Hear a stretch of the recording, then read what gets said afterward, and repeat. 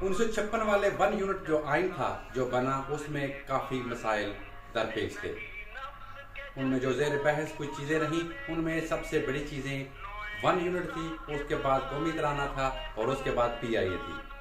1 unit کا مطلب یہ تھا کہ پاکستان کے تمام صوبے اور تمام ریاستیں جو ہے ان کو اکٹھا کر کے بنگلہ دیش کے برابر کر لیا جائے، تاکہ کسی بھی لحاظ سے بنگلہ دیش ایک صوبہ ہونے کے ناطے باقی صوبوں کا سردار نہ بن جائے. اور یہی وجہ تھی کہ جنرل ایوب نے 1 یونٹ والے آئین کی تجویز پیش کی، اور اس میں 1 یونٹ آئین مکمل کر لیا گیا، اور 23 مارچ 1956 کو 1 یونٹ 1956 والا آئین نافذ کر دیا گیا. پاکستان کا قومی ترانہ 1947 سے لے کے 1954 تک صرف دھن بجائی جاتی تھی. پاکستان کے پاس کوئی قومی ترانہ نہیں تھا. جلندری کے فارسی والے قومی ترانے پہ اتفاق ہوا، جلندری نے لکھا، اور اب تک وہی چل رہا ہے. جو پرابلم درپیش تھی وہ تھی PIA، کیونکہ پاکستان کی اپنی کوئی ایسی ایئر لائن نہیں تھی جو پاکستان کی نیشنل ایئر لائن کا نام دیا جا سکے.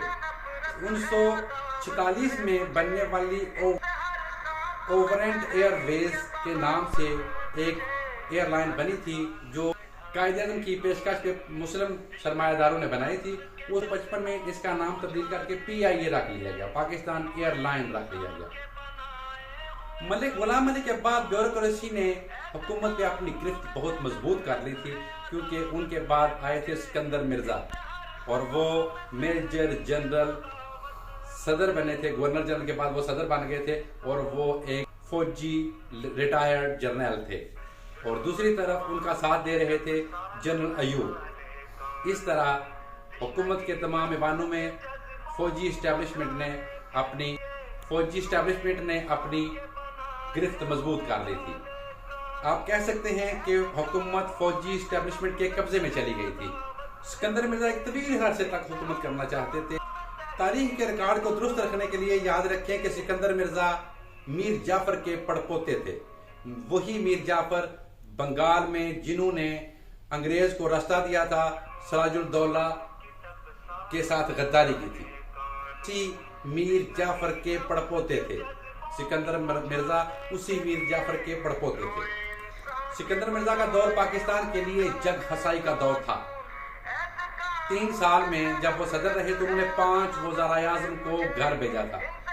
اس وقت بھارت کے جو وزیر اعظم تھے نہرو، انہوں نے یہ کہا تھا کہ میں اتنی دھوتیاں نہیں بدلتا جتنے جلدی پاکستان میں وزیر اعظم تبدیل ہو رہے ہیں، اور ہمارا مذاق اڑایا گیا تھا. سکندر مرزا کا پہلا شکار محمد علی بوگرا تھے. انہوں نے سب سے پہلے ان کو گھر بھیجا، اور ان کی جگہ نئے ایک بیوروکریٹ چودھری محمد علی کو وزیر اعظم بنایا. وہ زیادہ دیر نہ چل سکے، اور 1 سال بعد ان کو بھی گھر بھیج دیا گیا. اس کے بعد انہوں نے حسین شہید سہروردی کو وزیر اعظم بنایا. لیکن حسین شہید سہروردی نے جب اختیارات اپنے ہاتھ میں لینے کی کوشش کی تو اس کو بھی گھر بھیج دیا گیا. اس کے بعد ابراہیم چندری گر کو وزیر اعظم بنایا گیا، جن کو لوگ آئی چندری گر کے نام سے بھی جانتے ہیں، اور ٹھیک 2 ماہ بعد ان کو بھی گھر بھیج دیا گیا. آئی چندری گر کو گھر بھیجنے کے بعد ملک فیروز خان کو وزیر اعظم بنایا گیا، اور ملک فیروز خان پاکستان کے 7ویں وزیر اعظم بنے.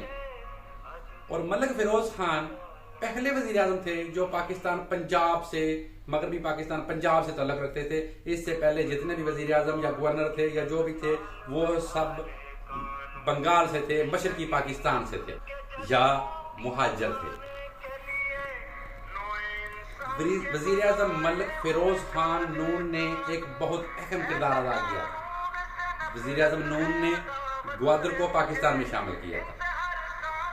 گوادر پاکستان کا وہ علاقہ تھا جو عرب کی ریاست عمان کو برطانوی دور میں دے دیا گیا تھا، اور اسے پاکستان میں شامل کر لیا گیا. $1 کروڑ کی رقم ادا کر کے اس کو پاکستان میں شامل کر لیا گیا، اور کہا جاتا ہے کہ اس سودے بازی میں اکبر بگٹی کا بڑا کردار رہا.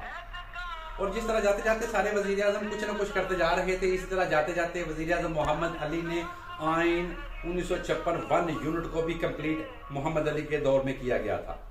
تاریخ کا ریکارڈ درست رکھنے کے لیے یہ یاد رکھیں کہ 1956 والے آئین کے تحت برطانوی جو آئین تھا جو 1935 میں نافذ کیا گیا تھا اور اسی کے تحت پاکستان چل رہا تھا، اس کا تصرف ختم ہو چکا تھا اور پاکستان ایک آزاد اور خود مختار ملک اور اپنے آئین کے بل بوتے پہ جی رہا تھا۔ نیا آئین نافذ ہو چکا تھا، برطانوی آئین ختم ہو چکا تھا۔ ادھر آئین بنا اور ادھر الیکشن کا ماحول بن گیا۔ الیکشن کا ماحول پاکستان کے لیے ایک بڑا خوشی کا اعزاز تھا، لیکن جہاں پہ سارا پاکستان خوش تھا وہاں پہ سکندر مرزا اور جنرل ایوب دونوں دکھی تھے۔ اس کی وجہ یہ تھی کہ جنرل ایوب ریٹائر ہونے والے تھے اور سکندر مرزا اسمبلی سے اعتماد کا ووٹ حاصل نہیں کر سکتے تھے۔ 7 اکتوبر 1958 کو سکندر مرزا نے مارشل لا نافذ کر دیا۔ سکندر مرزا باوردی فوجی نہیں تھے، یہ مارشل لا بنگال سے تعلق رکھنے والے بیوروکریٹ صدر نے لگایا تھا۔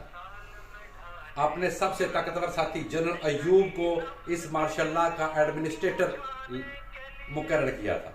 جب جنرل ایوب نے دیکھا کہ سکندر مرزا کا تمام مارشل لا اور حکومتی تمام سلسلے اسی کے سرے پہ چل رہے تھے تو جنرل ایوب نے سکندر مرزا کی چھٹی کرا دی اور چھٹی کرانے کے بعد اس کو جلا وطن بھی کر دیا گیا۔ سکندر مرزا کو یہ معلوم نہیں تھا کیونکہ اس کے جنرل ایوب پہ بہت زیادہ احسانات تھے، لیکن وہ یہ بھول چکا تھا کہ طاقت کی دوڑ میں کوئی کسی کا رشتہ دار یا کوئی کسی کا خیال نہیں کرتا، وہ یہ بھول چکا۔ جنرل ایوب نے قوم سے خطاب کیا اور جمہوریت ختم کر کے میرے عظیم ہم وطنوں کی شروعات ہو گئی۔ شجاع نواز نے اپنی کتاب کراس سورڈز میں لکھا ہے کہ جنرل ایوب کو مسلط کرنے والے بھی سکندر مرزا ہی تھے اور جنرل ایوب نے سکندر مرزا کو ہی گھر بھیج دیا تھا، بلکہ گھر نہیں بھیجا تھا، جلا وطن کر دیا تھا۔ انہوں نے کہا تھا کہ احسانات کیسے؟ طاقت کی جنگ میں جو جتنا بھاری ہو حکومت اسی کی ہوتی ہے۔ اور پھر سکندر مرزا کو جب وہ 1969 میں وفات انہوں نے پائی، 1969 میں سکندر مرزا جب وفات پائی تو اس کو پاکستان میں بھی نہ آنے دیا گیا اور ان کو ایران کے دارالحکومت تہران میں دفن کیا گیا۔ اور جب تک وہ رہے تب تک ان کو ملکہ برطانیہ سے وظیفہ ملتا رہا کیونکہ وہ اسی کے وفادار تھے اور میر جعفر کے پڑپوتے تھے۔ مارشل لا لگنے کے چند ماہ بعد جنرل ایوب نے امریکہ کو پشاور کے بڑا میر والے ہوائی اڈے پیش کر دیے اور وہ چاہتے تھے کہ یہ بات عوام تک نہ پہنچے، لیکن وہ 10 سال کا جو انہوں نے معاہدہ کیا تھا وہ تقریباً 1 سال بعد عام عوام کے سامنے آ گیا، کیونکہ وہاں کے ایک فرانسس نامی ایک پائلٹ اور جہاز روس والوں نے گرا دیا تھا اور یہ بات پکڑی گئی۔ بڑا میر والے اڈے امریکہ کے دیے جو 1968 تک ان کے پاس رہے اور اس کے بعد امریکہ کے ساتھ معاہدہ ختم ہو گیا اور یہ اڈے جنرل ایوب نے یو ایس ایس آر کی جاسوسی کے لیے دیے تھے، مطلب روس کے خلاف استعمال ہونے تھے، ان کی جاسوسی کے لیے استعمال ہونے تھے۔ کچھ لوگ کہتے ہیں کہ جنرل ایوب کا دور ایک سنہری دور تھا، لیکن کچھ لوگ کہتے ہیں کہ پاکستان کی تباہی جنرل ایوب کے دور سے ہی شروع ہوئی تھی۔ پاکستان کی دلچسپ کہانی جاری ہے، اگلی قسط دیکھیں، ہم آپ کو بتائیں گے کہ جنرل ایوب نے اس سے آگے کیا کیا اور 65 والی جو جنگ ہے، جو وار ہے، جو بھارت کے ساتھ، وہ کیسے ہوئی، کہاں ہوئی، اور اس کے علاوہ جو واقعات ہیں وہ ہم آپ کے سامنے پیش کریں گے۔